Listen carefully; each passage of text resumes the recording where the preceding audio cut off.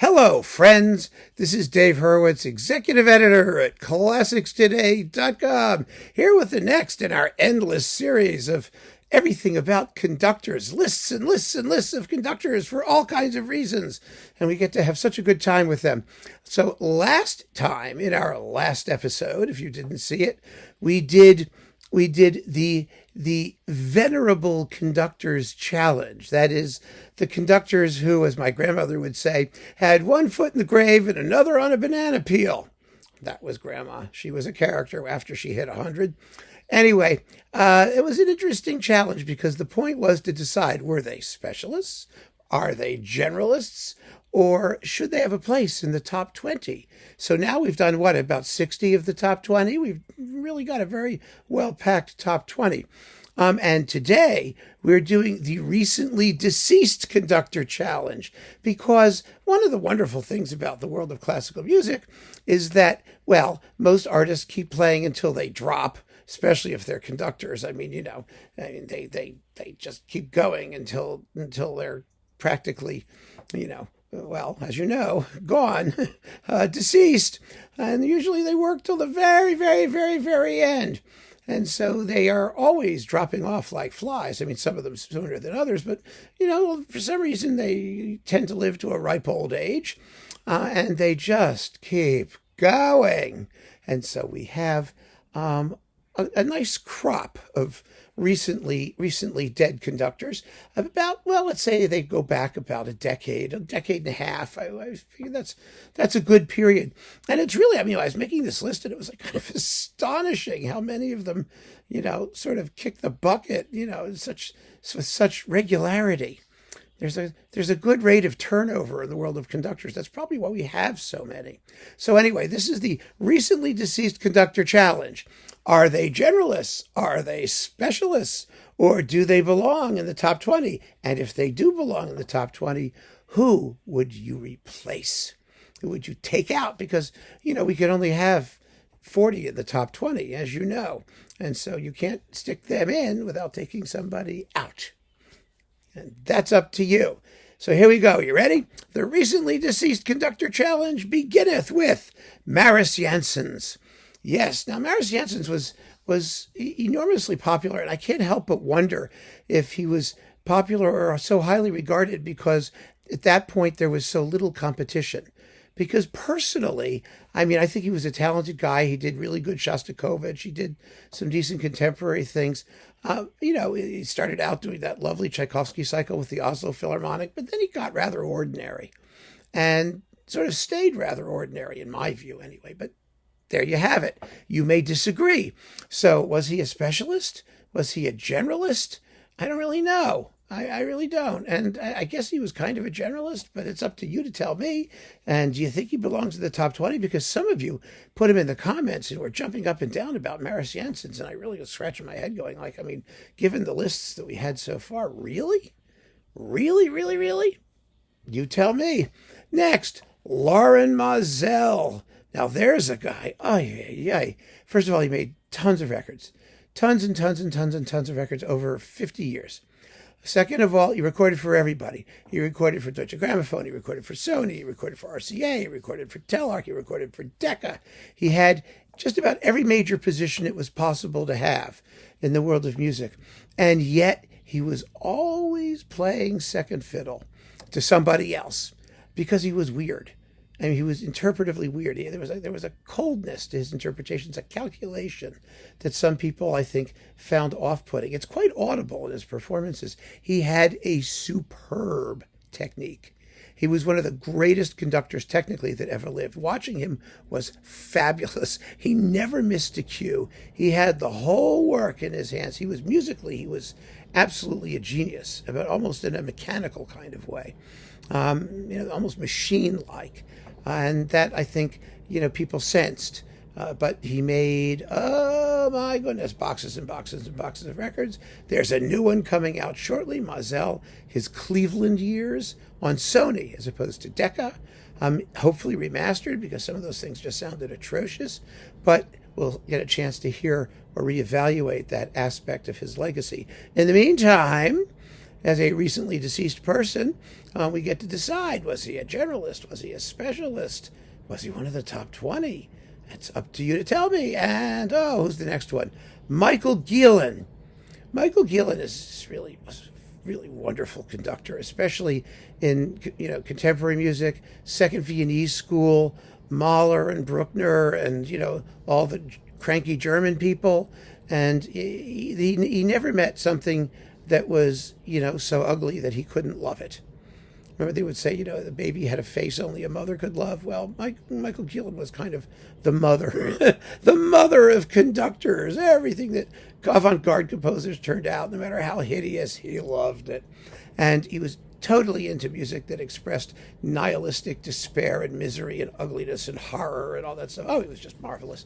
So, but he was not regularly recorded except by German radio. And so when SWR did a Michael Gielen edition, which was lovingly put together by my extremely good friend, Dr. Sören Meyer-Eller in Munchkin, that was finally, he came into his own. He also did marvelous Beethoven. He had a lot of things going for him. And some of you have mentioned him. And, you always just say, well, why isn't he on that list or this list? Well, he's on this list. And you get to put him on whatever list you want, because that's the game. This is what we're doing now. One of you wrote and said, I understood we weren't supposed to say anything about the lists, and that's true. You weren't supposed to change the lists as they were in those lists, but this list gives you the opportunity to have some fun with them. And so I see that a lot of you took advantage of that opportunity in the last challenge. So what the heck? Let's do it again.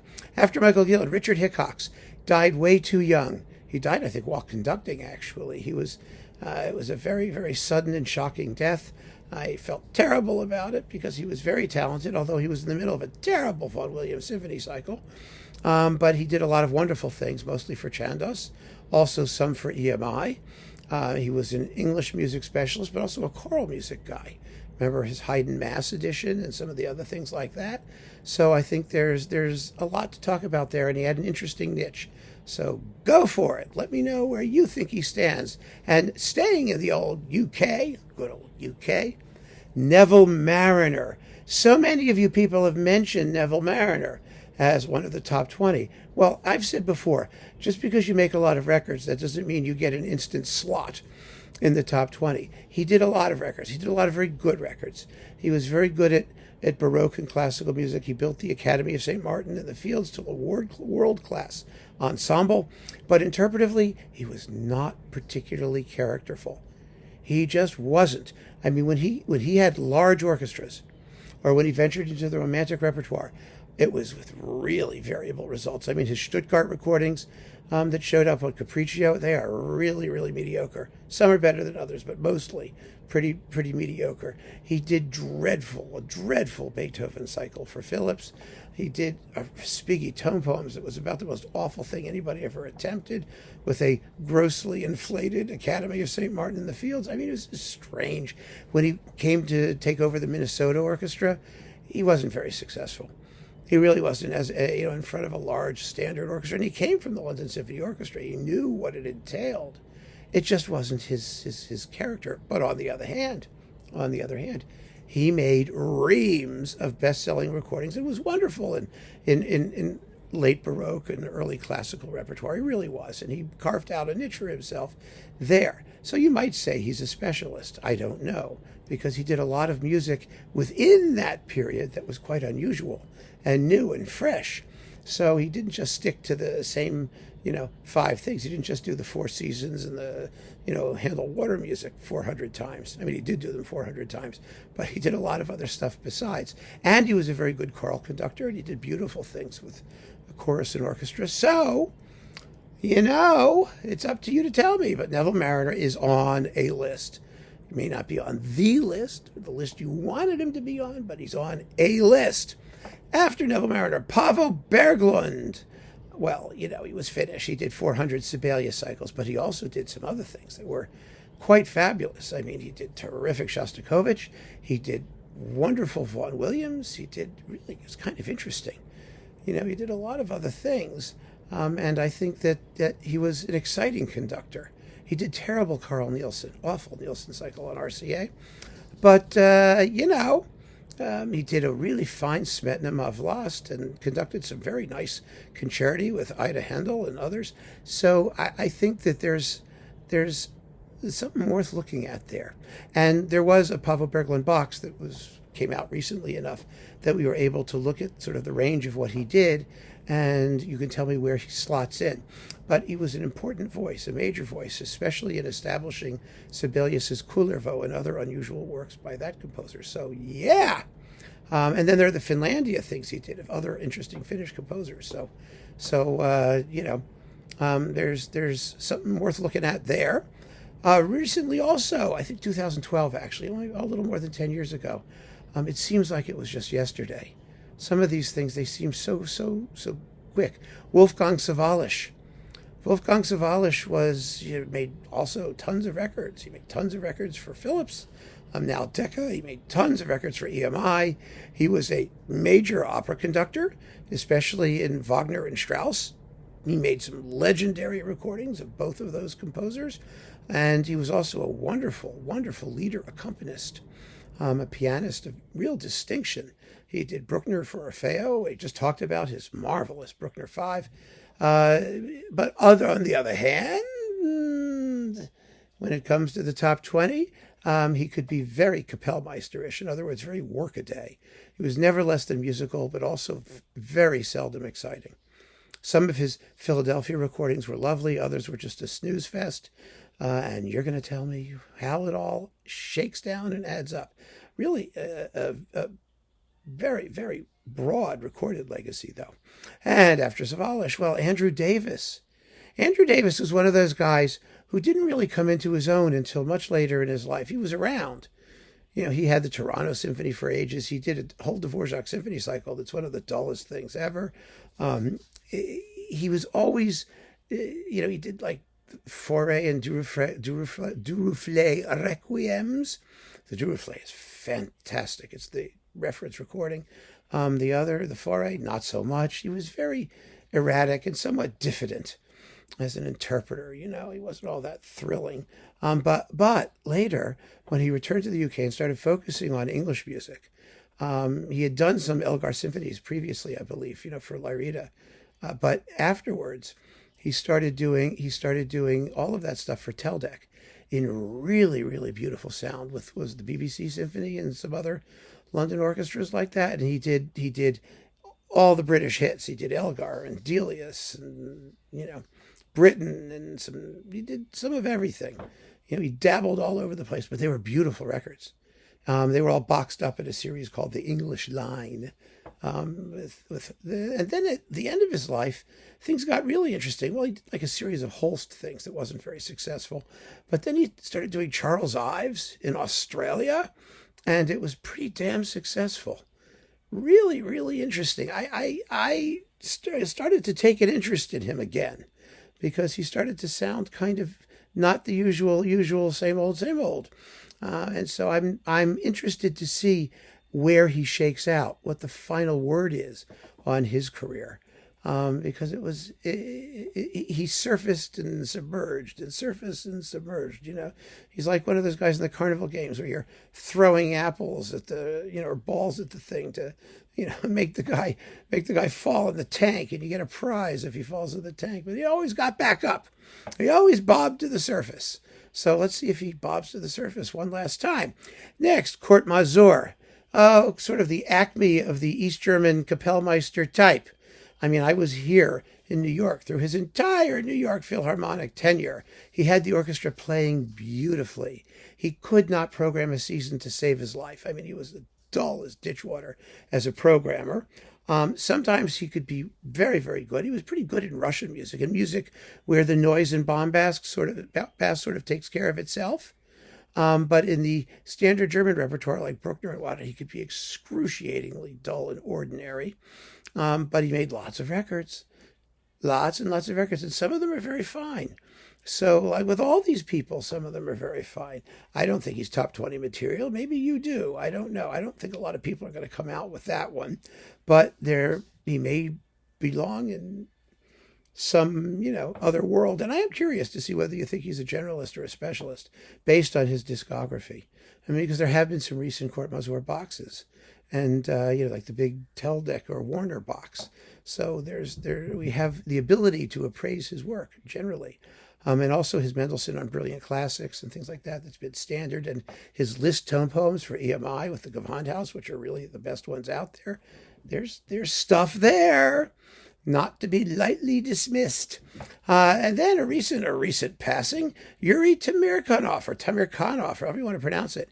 Yuri Temirkanov first came to my notice because of that marvelous Rachmaninoff second he did with the Royal Philharmonic at a time when everybody was screaming about Andrei Previn's. And then here was this other one on EMI that was actually better, but the English refused to acknowledge its existence because they were so busy promoting Andrei Previn and the London Symphony, which was quite good, by the way, but it wasn't as good as Temirkanov.